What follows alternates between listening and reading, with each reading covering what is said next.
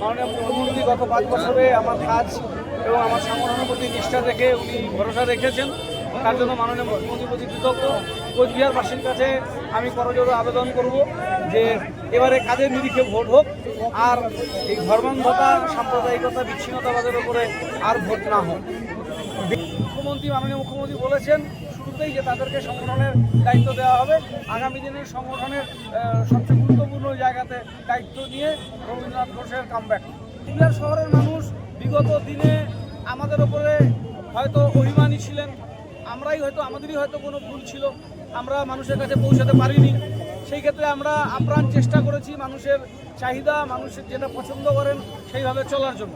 মানুষ যেভাবে কাজ চান, পৌর পরিষেবা মানুষ যেভাবে চান, সেই বিষয়গুলোর ওপরে বেশি করে নজর দেওয়ার জন্য সেগুলো আমরা চেষ্টা করেছি।